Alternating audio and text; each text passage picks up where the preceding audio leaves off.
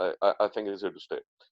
Um, the other thing is that the governments around the world, particularly in countries like Pakistan, are focusing on digitization. So it's like, I think it was Amir Ibrahim, CEO Jazz, who used the term, or maybe somebody else, but it's like digitization at warp speed. What used to would have taken 7 8 years, maybe could now take 7 or 8 months. Let's see how they execute, but the intent one can see there. Even in the SaaS program, the government integrated online payments very quickly, for example. Also, I think all countries are, you know, diversifying away from China in manufacturing. They are countries are saying that certain critical manufacturing capacity must be um, must be domestically developed. You cannot really rely too much on foreign manufacturers. So I think these are all trends which are here to stay. I know there are people who say that, for example, the Sweden model, people are going to go back to normal or near normal. But on the other hand, the chance of catching the virus increases every time you meet someone, you visit some place, and the time you spend there. So different people are going to make different decisions with respect to that. So these are some post-corona trends which I think are here to stay. And then pre-corona, we were looking at a U.S.-China trade dispute and tech dispute. By the looks of it, that is going to be remain or get accentuated on the tech side, particularly. Um we know about, I expect we all have heard about the fourth industrial revolution and all that bundle of technology, artificial intelligence, robotics, blockchain, augmented reality. That is already rising fast. In my opinion, that is going to rise faster, and I'll explain why. And then we already had what you guys are here for, entrepreneurship. We already had entrepreneurship, rising entrepreneurship around the world, rising number of freelancers around the world. I think that this trend is also going to be accentuated because corporations, overall, the world economy is hurting, though obviously some areas like uh, Unilever or Procter and Gamble or Reckitt and Coleman, who are doing these antiseptics and cleaning and so on and so forth. Other than them, we know the world is hurting, which means that corporations are going to want to reduce their cost, keep costs low, and they're going to try to have what is called resilience in the face of a future that nobody can really gauge for sure. You can only build scenarios. You can build scenarios that after lockdown, this percentage will come back, or this, or what will happen after. You can build some scenarios, but you cannot really forecast well. There are too many, unknown scaling and known unknown scaling. So because of that, I think that there's going to be more entrepreneurship. There are going to be less people in corporations. There's going to be more freelancing, which I think means that the scale of entrepreneurship, the art of entrepreneurship is, I think, along with freelancing, going to be very important skills to have in the coming days. Also, many organizations are looking at revising their business models, bringing in some level of digitization, and I think there's going to be they will need to innovate. Um, Already before Corona, the Pakistan's government had the policy of increasing the manufacturing base rather than relying on imports and debt and so on, creating manufacturing capability. Now, when you create manufacturing capability from a corporation side, you have to come up with products and services which compete with the world. You have to come up with new products and services. You have to come up with new applications of technology or business process engineering to reduce your cost. So, which is basically what innovation is. I mean, innovation is transferring an idea or invention into a product or service that impacts society, that it commercializes. So, when uh, organizations try to do that, uh, to try to innovate, it's usually very tough, even in the US for operation companies, But here also in Pakistan, when you're behind barriers, you don't have the competitive pressure to produce the best that you can. But now with these lowering tariff barriers and this new situation, corporations and this reduction in demand, corporations are going to need to innovate, come up with new ideas. And I think this is a space where corporations can really hook up with startups. Startups can bring a lot of help. I was just talking to a textile mill owner just yesterday, and he mentioned they do a lot of sourcing, and one of the biggest cost is quality check on the products. So they have introduced artificial intelligence to rate all their vendors, and those vendors who have good quality themselves in-house, quality check in-house, they are given higher numbers, and then they don't need to do a second set of quality checks, so it saves them money. And that's an application of AI right there in a corporation. Similarly, they are now, their whole design process is automated, and they're showing fashion designs online, and now they're looking at using augmented reality to try on clothes at home, uh, and rather than going into the store, because once again certain people are not wanting to go to stores. So these are, I think, the trends. These are the opportunities, and what we see with startups is that those that are physical plus digital, like Uber and Kareem, they are hurting. They are laying off. What we are seeing on the IT services side, 89%, I think, they laid off because they're in certain technologies which may not be that much in demand tomorrow, like AI, like data science, like cybersecurity.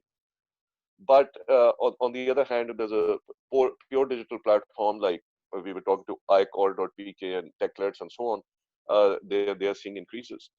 So my advice would be obviously that we are going into an area which is kind of unpredictable.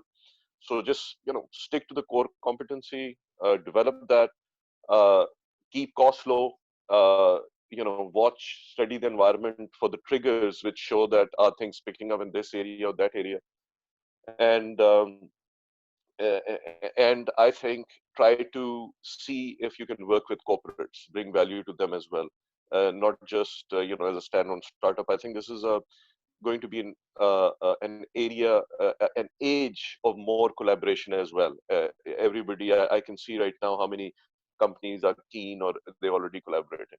So one can't say it's the best of times. It is exciting times, and I think it's in your hand to make it the best of times or the worst of times. I think as as a society, this is our opportunity as a society to deliver education and health to the bottom of the pyramid. Because now, even if there's a farmer in Rwanda, a small farmer who has the virus, it could nobody's safe. I mean, Bill Gates could get it. Like, let's say the farmer's cousin works at some resort or whatever. You're never safe. It can outbreak anytime from anywhere. So I think it's in the interest of the world and society to deliver health and education to the bottom of the pyramid, so people can take care of themselves. And that is an opportunity to create a better world, to create a more humane world. And I wish you all the best, and I hope you can, and inshallah, I know you will help create this better world. Thank you. Bravo. Thank you very much, Mr. Uh, Yusuf Hussain. And I, it was a very interesting talk. And now I would like to invite Mr. Brandon for the next keynote. So over to you, Mr. Brandon. Just before Brandon starts, could I request everyone to switch on their cameras just for 1 minute, please, so I can take the compulsory picture of the Zoom screen with everyone on it? Aren't we going to do this at the end? Well, we're going to do this throughout, but right now, just because some people will leave, like Brandon will leave, Asif will have to duck out. There's a couple of other people who will, be coming and going. So I just want to try and maximize the event. So Noman, Asif, Atik, please switch on your cameras. Right, Yusuf. And Yes, on we can do the victory sign for sure. We can do the victory sign. Come on, Atik, waiting for you. Oye, hoye, hoye, baal banaya ja rahe hain ji. All right, Ji, are we ready? Awesome. This is a great picture. Thank you, guys. Sorry for the interruption. Brandon, over to you.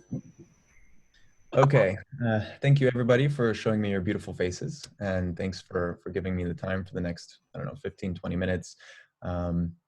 Yusuf, Saad, thank you for all those insights. And I'm gonna see if I can share a little bit of my background, so I can maybe set some authority here to tell you something that you might learn. So anyways, I'm a founder for the last 14 years, technical founder, taught myself how to program when I was 14 years old, and then was actually a freelancer. Personally, I have over 8,600 completed orders on Fiverr, which is surprising. Over the years, I've launched businesses in a number of different verticals, from real estate to wearable fitness technology, men's skincare. My last business was in gas, and now I'm in fintech. So it's been a crazy journey, and hopefully I can share some insights that might be useful to you on your journeys. Well, also now I'm the founder of SadaPay, which is what I would like to call a digital bank launching here in Pakistan. So anyways, I'd like to share, you'll probably be wrong a lot. As an entrepreneur, we have assumptions. We have a lot of assumptions about what our customers might look like, what they might want. We assume what we can deliver and our capabilities to deliver that. And when you have all of these assumptions, you end up getting in front of the customer and you find out that a lot of those assumptions were wrong. So I think as soon as possible, as an entrepreneur, we need to figure out how can we validate all of these early assumptions that we have about our customers, so that we have a better chance to maybe serve them some sort of solution that they eventually want to pay for. So my last business was an on-demand fuel delivery company called Gas Ninjas. And what we wanted to do, my co-founder and I, we came up with the idea to put gasoline in the back of a truck and send it into the parking garages of apartment buildings in the United States. And we thought this would be a great, let's say, amenity or benefit for living in a certain kind of building, let's say. And we prepared all this documentation, all this marketing material to try and sell this as a service to apartment buildings across the United States. And we spent about 3 months working in this direction until we got a cease and desist letter from the fire department, which turns out this is illegal. You can't do that. So we came up with this beautiful idea. We were going to raise funding on it, and it was actually illegal. So we had an assumption that what we wanted to do was needed, and we had an assumption that, you know, out of nowhere, it turns out we had no idea what the laws were. So we ended up pivoting. And the idea is that you will usually be wrong about your early assumptions about customers or your market or whatever the problem is you're trying to solve, and things will come out of nowhere. And if we can be flexible, if we can remember that we have to be flexible, because really you don't know what you don't know. For example, I know that my Urdu is not very good. I know that I don't know Urdu, but there's a lot of things in this world that I have no idea about, that just never come to mind. And those are the assumptions that we have as entrepreneurs. So we have to be very flexible. We have to try and get in touch with the customer as soon as possible. So be prepared to be wrong. The next thing that I would like to share is that you should find something that you can fall in love with. And over the last few years, I've started a number of different businesses, and some of them I didn't love. Others I'm crazy about, and I'm very proud to say that this is an endeavor now that I'm very much in love with, where what we're building here in Pakistan, I feel as if we can make a huge impact, and that has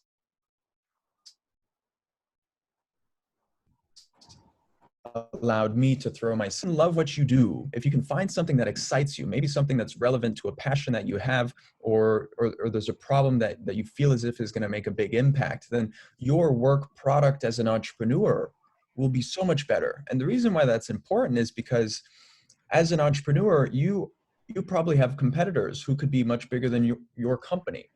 And obviously as a startup, that's usually true, unless you're competing in a greenfield space and it's just a bunch of other startups. You have to race to the top. So for us, we're competing against some of the biggest companies in Pakistan. We're a small fintech, and it's David versus Goliath. We're going after the banks. So if you can have better work product, you can outsmart people potentially, because you're spending more time learning about your problem and your customers, maybe spending more hours in a day, whereas someone at a bank, could really get like 7 or 8 hours of good productive work in, but maybe a founder who's obsessed, they could put in 14 hours a day and they wake up the next day fresh, ready to do it again. So if you can fall in love with what you do, your work product will be better, but people will follow you. And when you have passion for something that you're trying to accomplish, that can resonate with other people, and that can help you attract the talent that you need to compete with Goliath, to compete with the banks in our case. So people will follow you, and if you can show that passion, those people will maybe have that same passion resonate with them. So with that, I'd like to go to another point. I think we need to learn how to sell. I think this is maybe one of the top skills you can acquire as an entrepreneur, the ability to sell. And I studied marketing when I was in university. And usually when we think of the ability to sell, we're thinking about the ability to sell to our customers, right? We need to fund the business. We need to have some revenues. But I think the ability to sell extends beyond your customer towards other parts of the business. Your employees, you need to be able to sell to your investors, to your future partners. And the ability to sell isn't necessarily something that you could just read out of a book. It's a soft skill. So imagine you're learning how to play golf, and you speak with Tiger Woods, one of the best golfers in the world, every day for a month. He tells you how to play golf. It doesn't mean after 1 month you're going to be a professional golfer. This is a soft skill that takes a lot of practice. This ability to sell is not something you can pick up overnight or even in a few weeks. It really takes going out and speaking to people, speaking to potential investors and potential customers, and just spending enough face time so that you can practice your pitch. And that ability to sell, that can help get people to follow you. That ability to sell can get you your customers. It can get you great people on your team. It can help you acquire investment, and obviously partners. You need partners who will believe in your cause. And as a small company, you might want to partner with much bigger companies, and they have to believe in you as a small company to want to take the risk and spend any of their energy partnering with you. So if you can learn how to sell, I think that will take you a really long way as an entrepreneur. And if you don't necessarily have certain skills that you need to get your job done in whatever endeavor you're working on, your ability to sell can get you the partners or get you the team members who will join you to bring that idea to fruition. The next point is, if opportunity doesn't knock, you should try and build the door. And some people think, oh, well, that guy just got lucky. We read in the news about everybody else's success, and success doesn't happen overnight. And some people might think, well, these things don't come to me.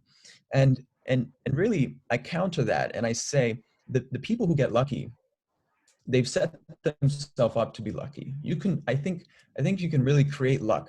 If you have no luck and you feel like you're very unlucky, you can manifest that luck. And it's about setting yourself up to be lucky as many times as possible, because luck, it's chance, right? And if you want to play the lotto and you can buy so many lotto tickets, then potentially you have a better chance of winning the lotto. If you can set yourself up to be lucky as many times as possible, you'll have a better chance to be lucky. You can't guarantee luck, though. You can have a better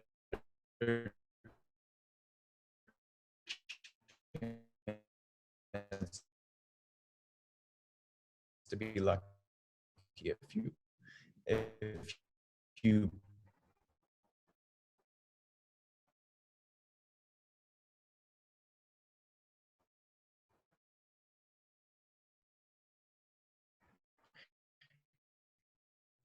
build the door for opportunity to come knocking. So that leads to personal branding. If you Google my name later, not now, please, personal branding, leader or that opens doors, that opens opportunity potentially. So LinkedIn, I see a lot of people in Pakistan are just starting to get on LinkedIn. Obviously, Omar Saab is LinkedIn influencer extraordinaire with 25,000 followers. But LinkedIn is phenomenal. And there's a little secret. I sold my last company because of LinkedIn. So so essentially, we were approached by British Petroleum, one of the largest oil companies in the world, and they wanted to do a private label agreement with our fuel delivery company, where we would deliver fuel for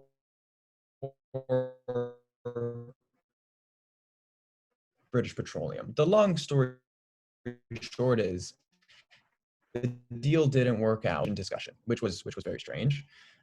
So my co-founder and I got, but long story short, again, it didn't work out.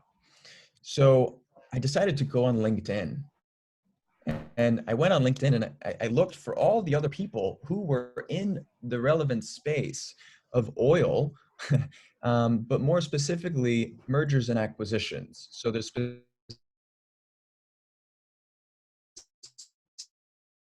specific people with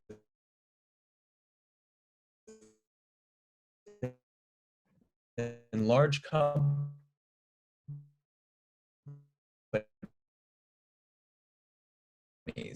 that look at deal and acquisition to these big companies. Eventually, I got in front of someone who that led to a deal. Also, LinkedIn can help you sell your service. Let's say your software as a service or your business to business. On LinkedIn, you can connect with the decision makers at any big company. You just have to search for the company and then search for the title of who you're trying to get in touch with. And you can reach out to them. And it's really funny because you can guess people's email. Usually the emails are a standard format, first name dot last name at bp.com.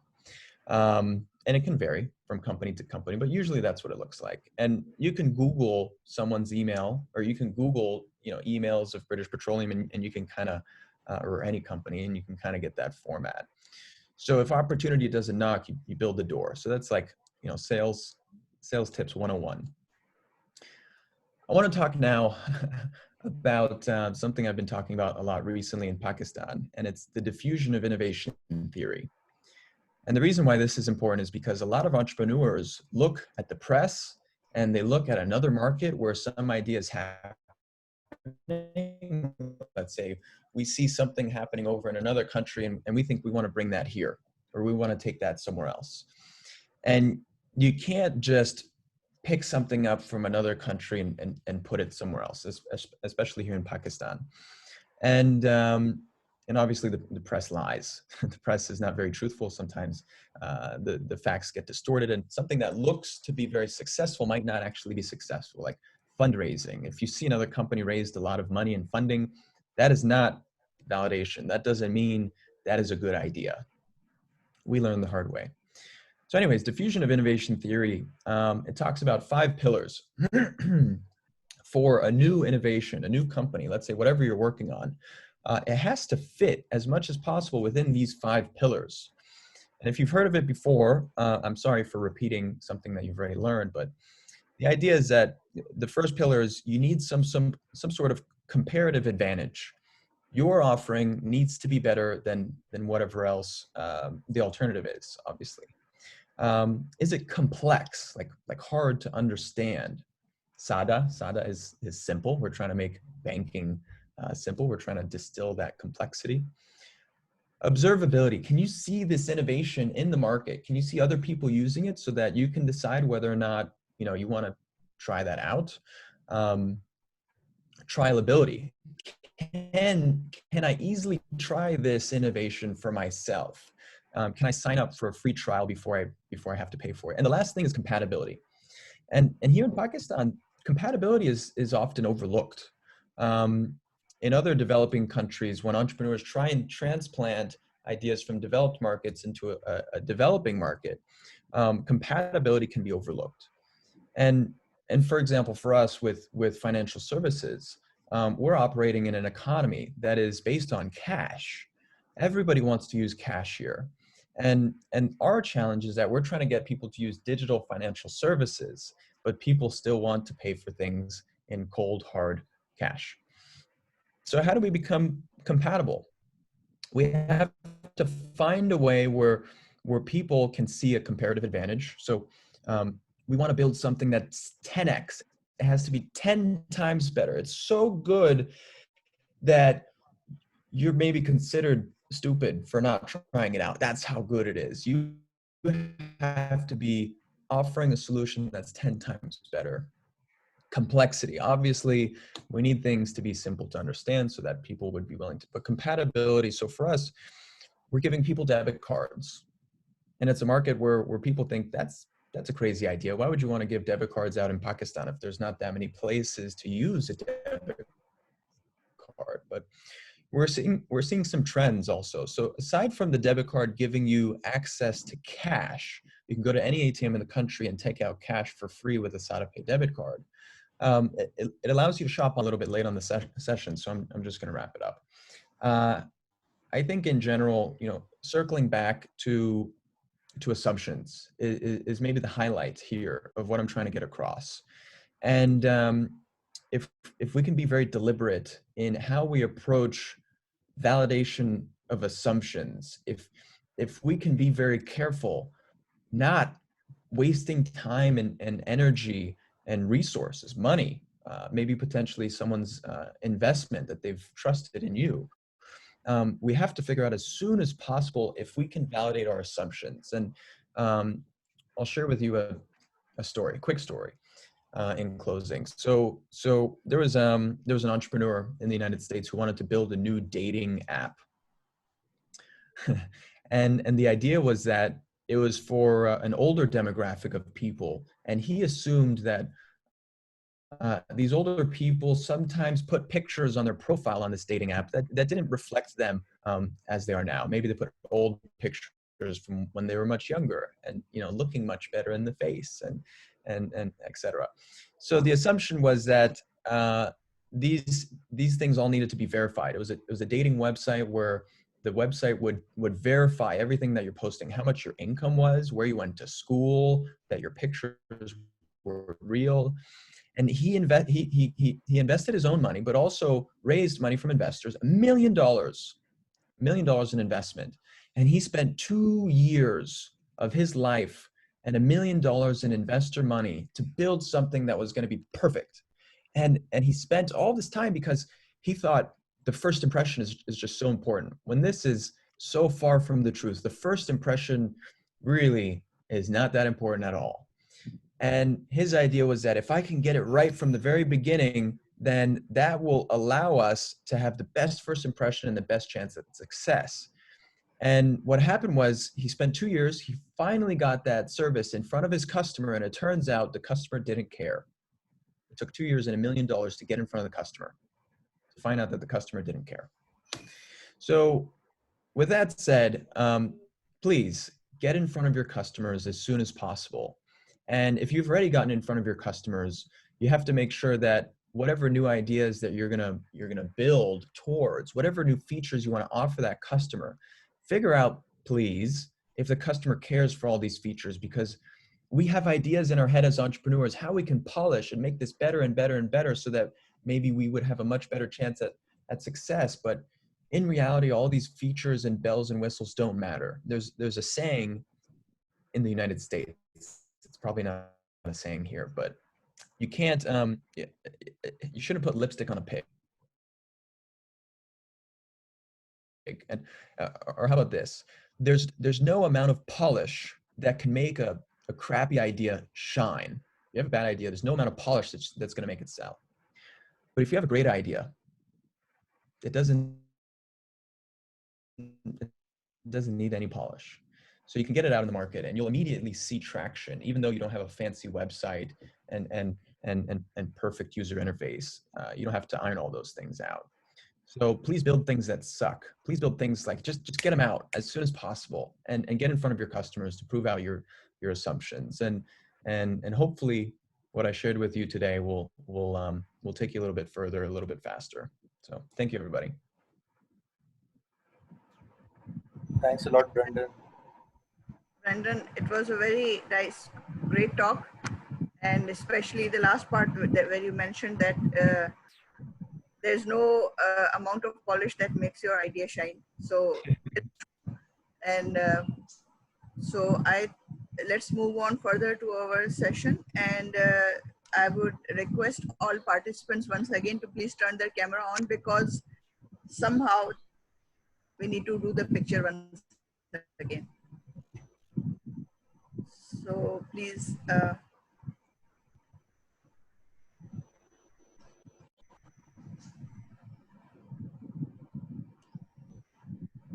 Okay. Asif and Yusuf Saab, can you please switch on your mic?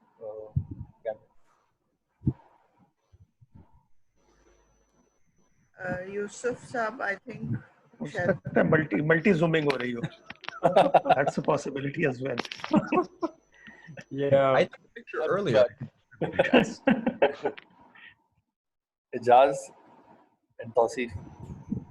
Asif Saab. So,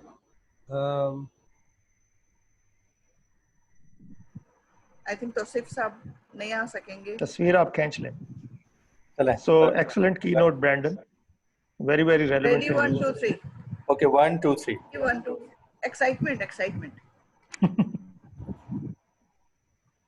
चलो यार फिर आप सारे Thank you. So now we will move on to our founder pitches, and I'm sure all of them are very ready and excited to share their final ideas. And this is a big day for all our founders. So are we going to go in a particular order, or should we go alphabetically, or every founder would just volunteer who will go first?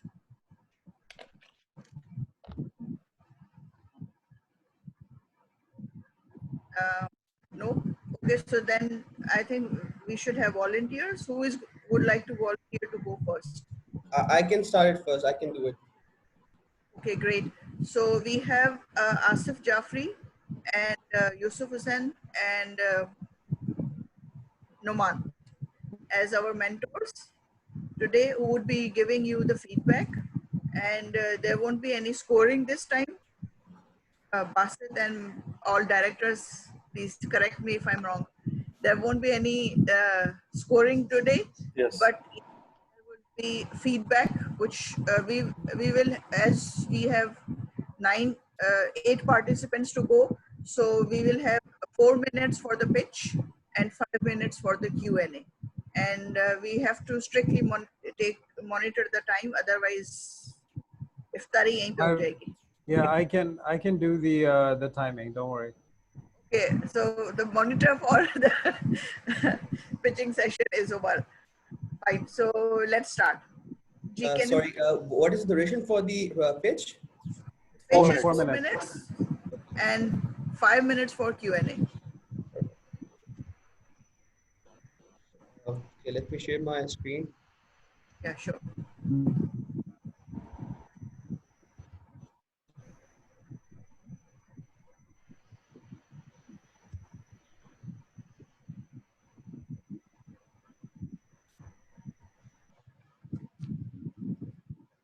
All right. My name is Azam Yahya, and I'm the founder at Quantry.